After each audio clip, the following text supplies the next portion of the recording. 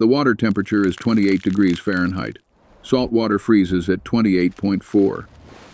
This means the North Atlantic isn't just water tonight. It is liquid ice, a black heaving slurry that hits the steel hull of the SS William Eustis with the force of a wrecking ball. March 17, 1943, 400 miles south of Iceland.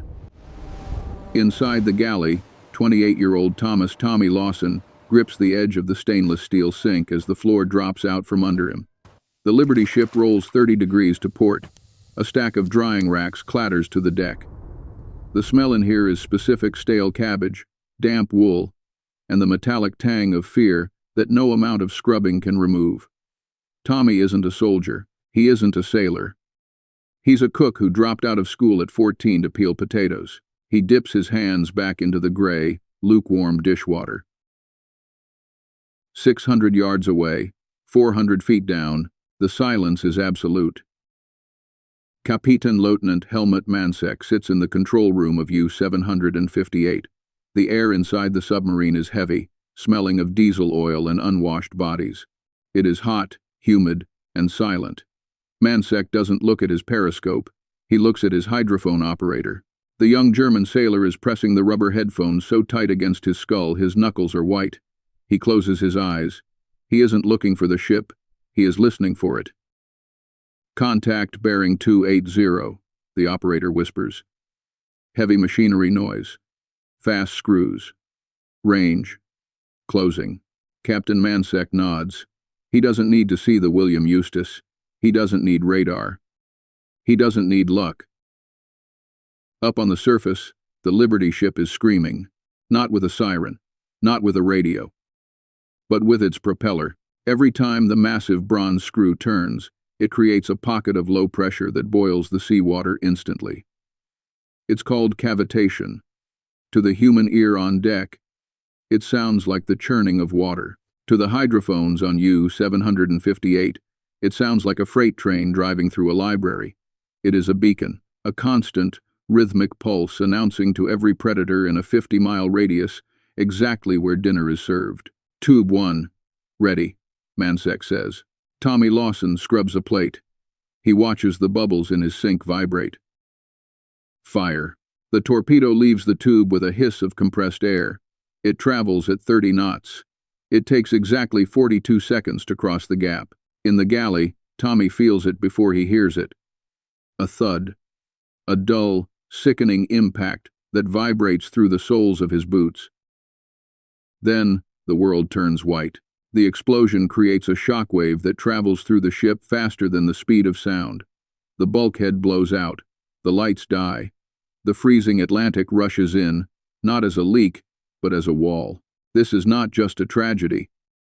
It is a massacre, and it is happening because of a sound that no admiral, no scientist, and no engineer in the Allied forces knows how to stop. But the man sliding across the galley floor, grabbing for a railing as the ocean swallows his ship. He's noticed something. Something about the bubbles in his sink. Something that shouldn't be there. But right now, he just has to survive the night. Welcome to the darkest month of the Second World War. We often think of the war as a map of Europe, lines moving back and forth across France or Russia. But in March 1943, the war isn't being decided in Berlin or Moscow. It is being decided right here, in the freezing darkness of the air gap, the stretch of Atlantic Ocean beyond the reach of Allied air cover, and the Allies are losing. The attack on the William Eustis is just the opening note of a symphony of destruction. Over the next 6 days, Convoy HX 229 and Convoy SC 122 are systematically hunted down. 22 merchant ships vanish. 300 merchant seamen, civilians, fathers, sons, cooks like Tommy, are dragged down into the crushed depth. Admiral Karl Donitz, the mastermind of the German U-boat fleet, circles the dates on his calendar. He calls it the greatest convoy battle of all time. For the British, it is a catastrophe. The numbers are terrifying. In this single month, U-boats sink 567,000 tons of Allied shipping. That is 500,000 tons of steel, fuel, ammunition, and food sent to the bottom. In London, Prime Minister Winston Churchill sits in the cabinet war rooms. The cigar smoke is thick, but the mood is suffocating. He looks at the charts. The line representing tonnage lost is going vertical. The line representing food reserves is going straight down. Britain is an island. It imports almost everything. And right now, the lifeline is being cut. At the current rate of loss, the United Kingdom has exactly 3 months of food supplies left. 3 months until the bakeries stop baking. 3 months until the trucks run out of fuel. 3 months until the army has no bullets. Churchill would later write in his memoirs, "The only thing that really frightened me during the war was the U-boat peril. He wasn't scared of the Blitz. He wasn't scared of invasion. He was scared of starvation. And the reason the U-boats are winning isn't because they have better torpedoes. It isn't because they have thicker armor. It is because they have the ultimate tactical advantage. They are invisible. And the Allies are deafeningly loud. To understand why this is happening, we have to look at the battlefield itself. The ocean is not an empty void. It is a conductor of sound. Sound waves travel 4.3 times faster in water than they do in air. In the cold, dense water of the North Atlantic, a sound can travel for hundreds of miles without losing its energy. The Germans understood this before anyone else. While the British were building bigger battleships and heavier guns, the Germans were perfecting the art of listening. The listening gear on a Type 7 U-boat, the group listening device, is a masterpiece of acoustic engineering. A series of sensitive crystal microphones are arranged in a horseshoe shape around the U-boat's bow. These crystals pick up the slightest vibration in the water and convert it into an electrical signal. A skilled operator, like the 19-year-old kid sitting in U-758, can distinguish between the engine of a destroyer and the engine of a tanker from 20 miles away. He can tell you how many screws the ship has. He can tell you how fast they are turning. He can calculate the target's course and speed without ever raising the periscope. The U-boat is the perfect sniper. It sits in the dark, breathing through a straw, waiting for the target to walk into the crosshairs. And the convoys? They aren't just walking, they are stomping. Imagine trying to hide from a blind man in a quiet room while wearing bells on your shoes. That is what a Liberty ship does every time it turns its propeller. The physics of it are brutal. As a propeller blade slices through the water, the pressure on the back of the blade drops drastically. If it drops low enough, the water literally boils at room temperature. It rips apart, forming vacuum bubbles. Millions of them. When those bubbles collapse a split second later, they implode with tremendous force. Snap, crackle, pop. Multiply that by 100 revolutions per minute. It creates a continuous, high-frequency hiss that cuts through the ocean. It is the sound of cavitation, and it is a death sentence. Naval Headquarters, Liverpool, England. The mood in the Western Approaches Command bunker is frantic. The giant wall map is covered in pins. Red pins for U-boats, blue pins for convoys. The red pins are swarming. The Admiralty has thrown everything they have at this problem. Money is no object. By early 1943, the Royal Navy has spent the modern equivalent of $500 million on anti-submarine technology. They have ASDIC. They have Huff Duff. They have radar. And none of it is working. Let's look at why. ASDIC, what the Americans call sonar, is an active system. It sends out a powerful ping. The sound wave travels out, hits a submarine, and bounces back. It tells you exactly where the enemy is. It sounds perfect on paper. In practice, it is flawed. ASDIC is a flashlight in a dark room. It has a narrow beam. If the submarine is directly in front of you, you see it. If the submarine is off to the side, or behind you, or deep below a thermal layer, you see nothing. The U-boat commanders know this. They aren't stupid. They call it the blind spot. They approach the convoys from the stern, riding in the chaotic wake of the ships where the ASDIC is useless. Then there is high-frequency direction finding, or Huff Duff. This technology can pinpoint a U-boat when it surfaces to use its radio. It was a game-changer in 1942, but the Germans adapted. Admiral Dönitz issued a new order: radio silence. Once a wolf pack finds a convoy, they stop talking. They submerge. They drift. They become holes in the water. This is the nightmare scenario facing Professor Patrick Blackett, the director of Naval Operational Research. Blackett is a brilliant man, a future Nobel Prize winner. He is surrounded by the smartest physicists and mathematicians in the British Empire. They sit in smoke-filled rooms analyzing data, calculating probabilities, trying to find a technological solution to the noise problem. Blackett publishes a classified paper that lands on the desk of the Admiralty. It is dense, filled with equations about fluid dynamics and acoustic propagation. The conclusion is grim. Merchant vessel propeller cavitation and machinery resonance create underwater sound profiles detectable at extreme range. The amplitude of the noise is directly proportional to the speed of the screw. In plain English, the only way to stop the noise is to stop the ship, but a stopped ship is a sitting duck. It is a paradox. If you move, you die because they hear you. If you stop, you die because they hit you. The scientists are looking for a complex solution. They are designing quieter engines. They are experimenting with rubber coatings for hulls. They are developing Foxer noisemakers to distract torpedoes. They are looking at the problem from the top down. They are looking at the math. But sometimes, when you are looking at the math, you miss the reality. Sometimes, you need someone who isn't looking at equations. You need someone who is looking at dirty dishes. Let's go back to the William Eustace, or at least, the memory of it. Before the torpedo hit, before the screaming started, Tommy Lawson is in the galley. Tommy is not the kind of man history books usually write about. He isn't an officer. He doesn't have a degree. He grew up in the East End of London, in a house where books were used to level table legs, not to read. He is a tinkerer. The kind of guy who fixes his own radio with a paperclip. The kind of guy who notices that if you hum a certain note while standing in the shower, the whole room vibrates. He's washing the lunch service. A mountain of plates. The ship is vibrating, like all ships do. The heavy thump, thump, thump of the triple expansion steam engine is the heartbeat of the vessel. Tommy has filled the stainless steel sink with soapy water. He tosses in the silverware. And then, he stops. He leans in. The ship vibrates. The floor vibrates. The counter vibrates.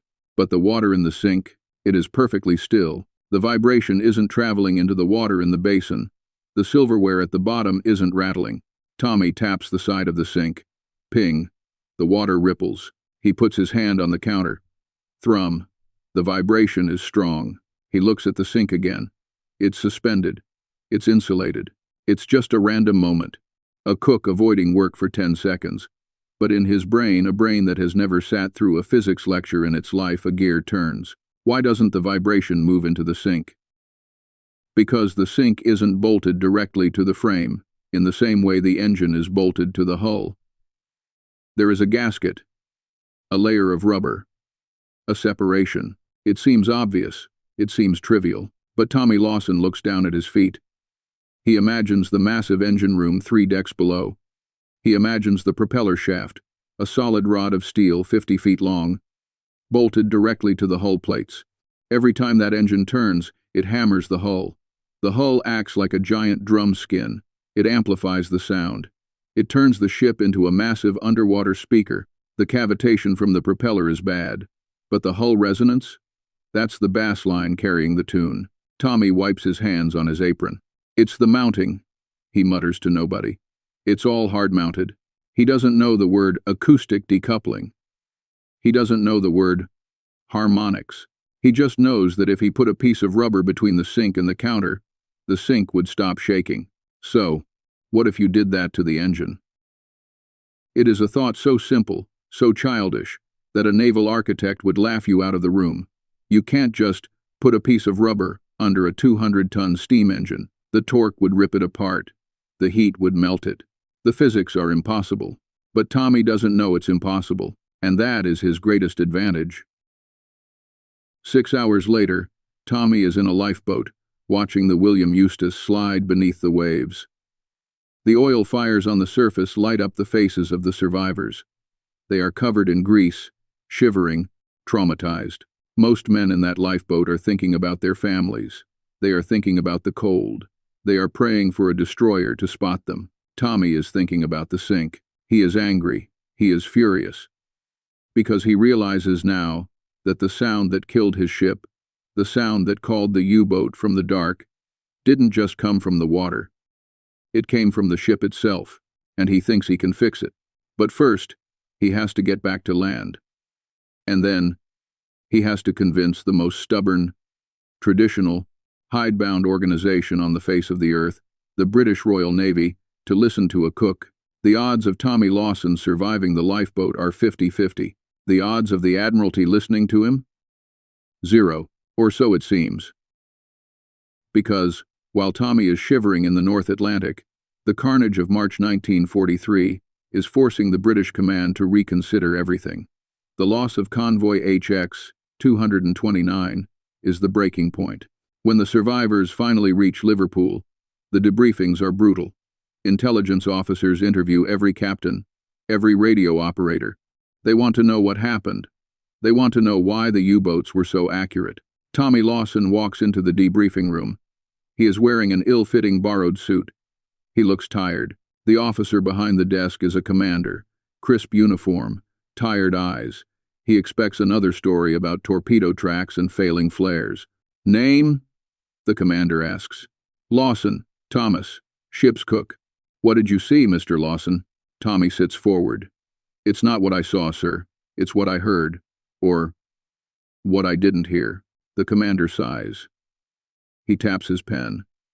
We are very busy, Mr. Lawson, if you don't have tactical information. The sink, sir, Tommy says. The commander blinks. The sink? The galley sink. It didn't vibrate, but the deck did. Get to the point. The U-boats, Tommy says, his voice gaining strength. They hear the engine through the hull. The hull is a drum. We're banging a drum all the way from New York to Liverpool. You need to stop the banging. The commander looks at the cook. He looks at his file. Education? None. Rank? None. Mr. Lawson, the commander says, his voice dripping with exhausted condescension. Our top scientists are working on acoustic dampening. It is a very complex field. I appreciate your observation, but leave the engineering to the engineers. Dismissed. Tommy walks out into the grey rain of Liverpool. He has been rejected. He has been told to stay in his lane. But Tommy Lawson has a secret weapon. A trait that is often mistaken for stupidity, but is actually the most powerful force in innovation. Stubbornness. He walks down to the docks. He sees the rows of merchant ships being repaired. Welders are patching holes. Cranes are loading cargo. These ships are being sent back out to die. Tommy finds a scrapyard. He finds some old rubber tires. He finds some blocks of concrete. And he finds a sympathetic ear, not an officer, but a greasy, overworked master mechanic named Chief O'Malley, who runs a repair detail on the civilian docks. Chief, Tommy says, holding up a chunk of rubber. I need to borrow a ship. O'Malley laughs. You want to borrow a ship? I can't even get spare bolts. Not a whole ship, Tommy says. Just the engine room, while she's in dry dock, just for an hour. You're mad, Tommy. You've got shell shock. Maybe, Tommy says. But I know how to make them silent. This is the turning point. This is the moment where history pivots. Not in a boardroom, but in a scrapyard. Tommy Lawson is about to conduct an experiment that violates every safety regulation in the book. He is about to modify the mounting of a heavy marine engine using literal garbage.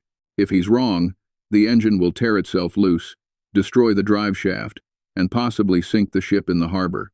If he's right, he might just save the world. But the Germans aren't waiting. In the submarine pens of Lorient, France, U-758 is rearming. Captain Mansek is loading fresh torpedoes. The wolf pack is gathering again. They are preparing for the next slaughter. And they have no idea that a cook in Liverpool is about to change the rules of the game. The dry dock in Liverpool smells of rust, wet concrete, and ozone. It is a cathedral of industry, a vast, hollowed-out trench where leviathans come to be healed. Sitting on the blocks is the SS Empire Melody, a 7,000-ton cargo steamer battered by 3 years of Atlantic crossings. Her hull is scarred, Her propeller is chipped. Deep in her belly, in the sweltering heat of the engine room, Tommy Lawson is sweating. He is not supposed to be here. Technically, this is trespassing. Technically, this is sabotage. If a Royal Navy inspector walked in right now, Tommy and Chief O'Malley would be arrested. You don't tamper with His Majesty's Merchant Navy vessels during wartime. This is madness, Tommy. O'Malley grunts. He is knee-deep in grease, holding a wrench the size of a human arm. The vibration alone will shear these bolts. Just listen, Tommy says. Here is the plan. It is crude. It is dangerous. Tommy has sourced 4 massive blocks of industrial rubber cut from the tires of a scrapped bomber landing gear. He wants to wedge these blocks between the engine's mounting feet and the steel bearers of the hull. The idea is to float the engine. In 1943, marine engines are hard-mounted, steel on steel, bolt on bolt. This provides maximum stability. It ensures the drive shaft stays perfectly aligned. It is the way ships have been built for 50 years. Tommy wants to break that rule. If we lift the engine, O'Malley argues, the alignment with the propeller shaft will be off by 2 inches. You'll strip the gears. We shim it, Tommy says. We raise the shaft bearing too. We float the whole lot. O'Malley shakes his head. But he does it. Not because he believes in the acoustics, but because he's seen the casualty lists. He's lost friends on the HX convoys. Desperation makes men open to bad ideas. They work through the night. They jack up the massive triple-expansion steam engine, a beast of iron weighing tons. They slide the rubber blocks underneath. They tighten the bolts, but not all the way. They use heavy steel washers with rubber grommets. It looks ridiculous. It looks like a jury-rigged repair on a cheap car. Fire it up, Tommy says. O'Malley signals the stoker. Steam pressure builds. The pistons hiss. Chug, chug, chug. The engine catches. The massive pistons begin to pump. The flywheel spins. Usually, when a ship's engine starts, you feel it in your teeth. The deck plates rattle. The handrails shake. The tools on the workbench dance around. Tommy stands on the walkway. He closes his eyes. He waits for the rattle. Whoosh, whoosh, whoosh. The engine is running at 60 revolutions per minute. Tommy looks at the wrench sitting on the metal workbench. It isn't moving. He puts his hand on the hull plating. It's cold. It's still. The engine is rocking slightly on its rubber mounts, absorbing the energy. But the vibration isn't traveling into the steel of the ship. The drum isn't being banged. O'Malley stares at the engine. His mouth is open. It's like she's dead, he whispers. She's running full bore, but she feels dead. It works. But making it work in a dry dock is one thing. Convincing the Admiralty is another. Tommy Lawson takes his findings back to the Western Approaches Command. This time, he doesn't go alone. He drags O'Malley with him. He has diagrams drawn on the back of ration cards. He has a letter from the Empire Melody's captain, who confirms the ship felt unnaturally smooth. He manages to get a meeting with a junior naval architect named Lieutenant Commander Harris. Harris is a man of science. He looks at Tommy's drawings. He looks at the rubber blocks. You've decoupled the prime mover, Harris says, frowning. It's theoretically sound. But the rubber will degrade. The heat will destroy it. And under heavy seas, the engine could tear loose. Sir, Tommy says, leaning over the desk. With respect, if the U-boats find us, the engine tears loose anyway when the torpedo hits. What have we got to lose? Harris pauses. He looks at the casualty report on his desk. Convoy SC 122, 9 ships lost, 200 dead. I can't authorize a fleet-wide retrofit, Harris says. It's too risky. But there is a corvette, the HMS Viscaria. She's due for an engine overhaul. We use her for experimental trials. It's a bone, a scrap. But Tommy takes it. When can we start? Monday, Harris says. But Lawson, if this fails, if that engine comes loose in a storm, it's court-martial for both of us. While Tommy is fighting bureaucratic wars in Liverpool, the real war is evolving. The Germans are getting smarter. Kapitan Lieutenant Mansek and U-758 are back at sea. They have a new toy. The Zonkönig, Ren. Torpedo. It is an acoustic homing torpedo. Before this, U-boats had to aim. They had to calculate speed and distance. Now, they just have to fire in the general direction of the noise. The torpedo has its own hydrophones. It locks onto the sound of the propeller and steers itself into the stern of the ship. It is a fire-and-forget weapon, and it is terrifyingly effective against escort ships. The hunters have become the hunted. Destroyers, the very ships meant to protect the convoys, are now prime targets because their high-speed propellers are so loud. The urgency has never been higher. Tommy Lawson arrives at the shipyard where HMS Viscaria is docked. She is a Flower-class corvette. Small, cramped, and notorious for rolling like a pig in wet mud. The crew calls her the Vomit Comet. The captain of the Viscaria is Lieutenant George Stanners. He is not happy. "You want to do what to my ship?" Stanners asks, eyeing the pile of rubber mats and steel brackets Tommy has brought. "We're going to float your engine, sir," Tommy says. "You're a cook," Stanners says. "It's not a question." "Yes, sir. And you think you know more about marine engineering than the constructors at the Admiralty? I know that your ship sounds like a bag of bolts underwater, sir, and I know that's how they find you." Stanners looks at his ship. He looks at his tired crew. He knows the stats. A corvette captain has a life expectancy measured in months. "Get on with it," Stanners grunts. "But if I spill my tea because the engine is wobbling, I'm throwing you overboard." The retrofit takes 3 days. It is grueling work. They don't just put rubber under the engine. They wrap the pipes in canvas. They put rubber washers on the pumps. They isolate the auxiliary generators. Tommy becomes obsessed. He crawls into the bilge. He finds every pipe that rattles against a bulkhead and stuffs a piece of rubber wedge behind it. He is chasing silence. He calls it the Lawson mount. The crew calls it Tommy's bouncer. Finally, it is done. May 1943. The HMS Viscaria slips out of the harbor. She is heading for the Irish Sea for sea trials. On board is a team of acoustic scientists from the Admiralty Research Laboratory. They have brought sophisticated measuring equipment. They are skeptical. They expect the rubber to compress and fail within an hour. Below them, a British submarine, the HMS Satyr, is submerged. Its job is to listen. "Engine ahead 1/3, Captain Stanners orders. The Viscaria moves. On the bridge, Stanners waits for the familiar vibration. The shudder in the deck plates. Nothing. Just the gentle sway of the ocean. Engine ahead 2/3. Still nothing.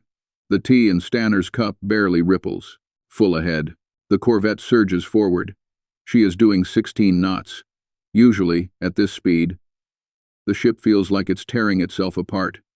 The noise is deafening. Today, it feels like gliding. Down in the depths, the hydrophone operator on the HMS Satyr is confused. He checks his equipment. He taps the headset.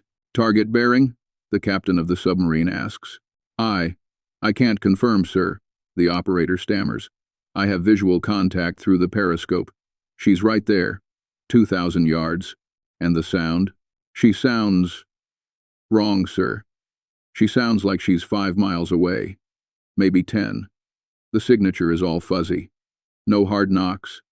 No heavy thump. The Viscaria passes directly over the submarine. Usually, this would be ear-shattering for the subcrew. The water hammer effect of a warship overhead is terrifying. Instead, it's a dull whoosh, like a gust of wind. When the Viscaria returns to port, the scientists are silent. They look at their graphs. They look at Tommy. The source level dropped by 15 decibels, one scientist says, his voice hushed. "Do you have any idea what that means?" Tommy shakes his head. "I'm a cook, mate. I don't know decibels. It means," the scientist says, "that the detection range has just been cut by 70%. Instead of hearing you at 10 miles, they won't hear you until 3 miles. In the Battle of the Atlantic, 7 miles of silence is the difference between life and death." The report goes straight to the top. This time, there is no waiting. This time, there is no skepticism. Professor Blackett reads the report. He realizes immediately what Tommy has done. By isolating the engine from the hull, Tommy has turned the ship from a loudspeaker into a mute. The Lawson mount hasn't just dampened the sound. It has broken the acoustic link that betrayed the convoys. Orders go out immediately. Retrofit all escort vessels and merchant ships with acoustic isolation mounts where feasible. Priority 1. But retrofitting takes time. And the Viscaria is ready now. Captain Stanners receives his orders. He isn't going back to the training grounds. He is going to the front lines. The Viscaria is assigned to escort Convoy ONS-5. Historians know ONS-5. It is the turning point. It is the battle that breaks the back of the U-boat force. May 5, 1943. The convoy is attacked by a massive wolf pack, 40 U-boats. Among them is U-758, commanded by our old friend, Helmut Mansek. The weather is foul. Fog. Heavy seas. The U-boats are relying entirely on their hydrophones. Mansek is hunting. He is looking for the escorts.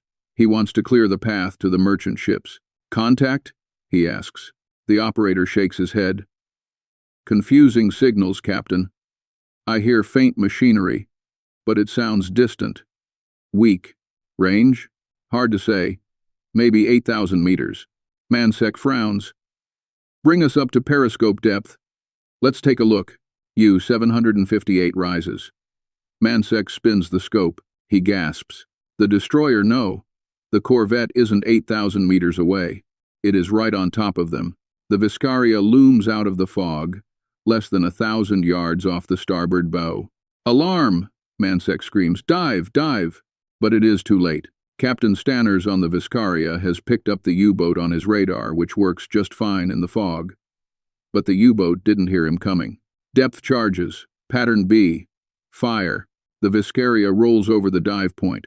Barrels of high explosives roll off the stern. Boom, boom, boom. The ocean erupts. Inside U-758, the world ends. The lights shatter. Pipes burst. Mansek is thrown across the control room. He doesn't understand. How did they get so close? How did a noisy, rattling corvette sneak up on a master of acoustic warfare? He never finds out. U-758 is forced to surface, battered and leaking. The crew abandons ship. As Mansek steps onto the deck of the sinking submarine, hands raised in surrender, he looks at the small British ship circling him. It looks ordinary. It looks rusty. But it is silent. The Battle of ONS-5 becomes a slaughter, but this time, for the Germans. The U-boats, confused by the ghost ships they can't accurately track, are forced to take risks. They surface to use their eyes, and when they surface, they die. Radar spots them, planes spot them, and silent destroyers run them down. In May 1943, the Allies sink 41 U-boats. It is Black May. Donitz is horrified. He radios his fleet. The enemy has achieved technical supremacy. Withdraw from the North Atlantic. Withdraw. The wolf packs retreat. The supply line is secured. The food gets through. The fuel gets through. The invasion of Europe D-Day becomes possible. And back in Liverpool, Tommy Lawson is back in his galley. He didn't get a medal. Not immediately. The technology was classified top secret. You don't pin a medal on a secret. He is peeling potatoes. The Empire Melody is being refitted with his mounts.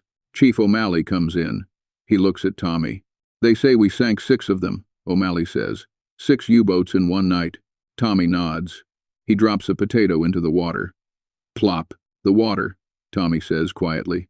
It carries the sound. But only if you let it. He wipes his hands. Are we having stew tonight, Chief? O'Malley laughs. Whatever you want, Tommy. Whatever you want. The innovation that saved the Atlantic wasn't a computer. It wasn't a rocket.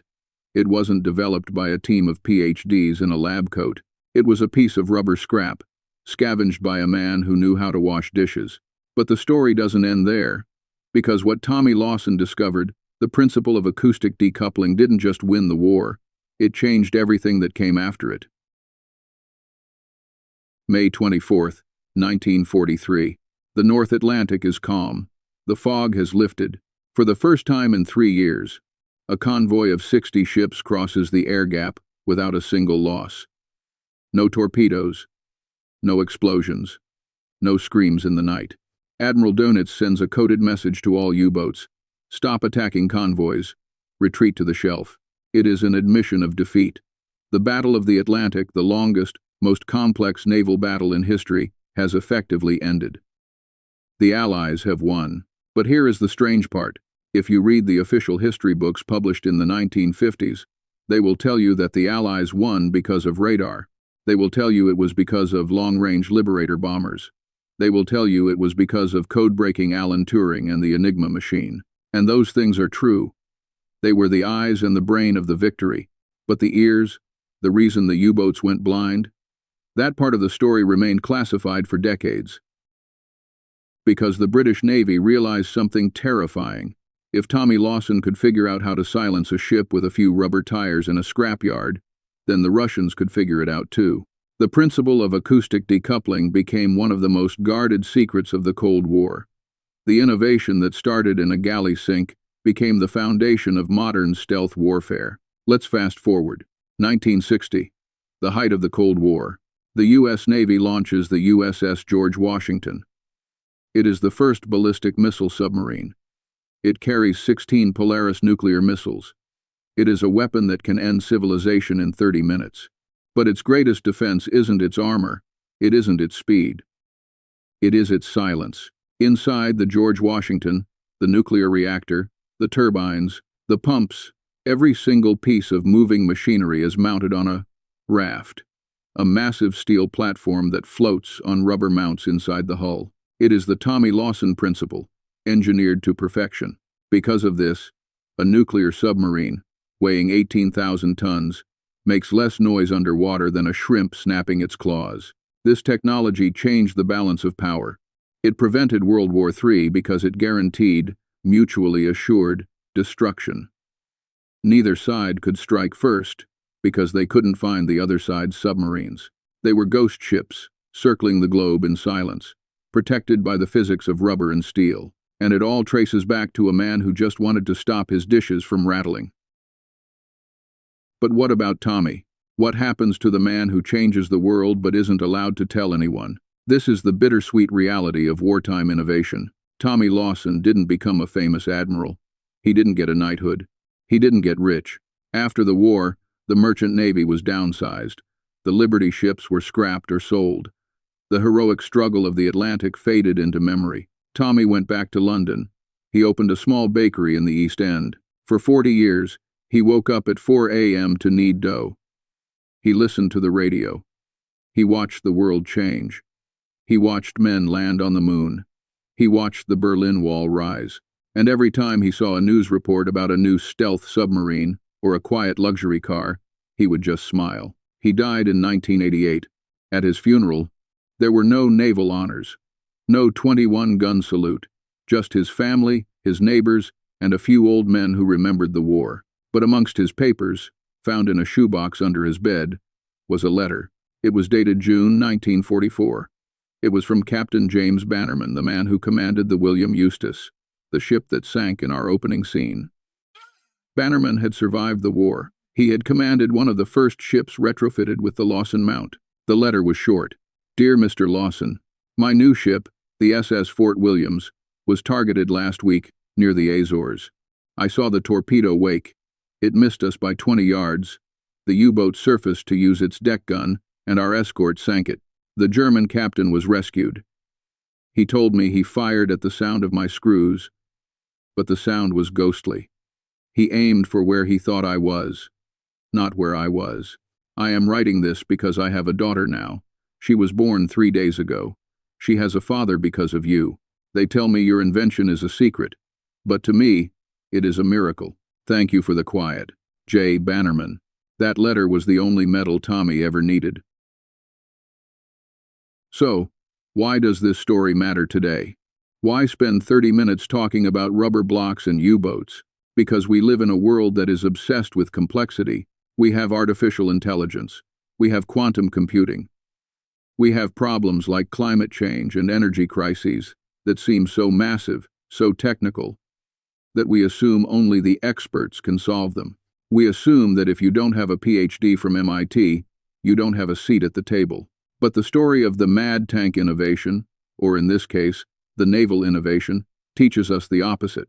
It teaches us that expertise can sometimes be a blinder. The Admiralty scientists were brilliant.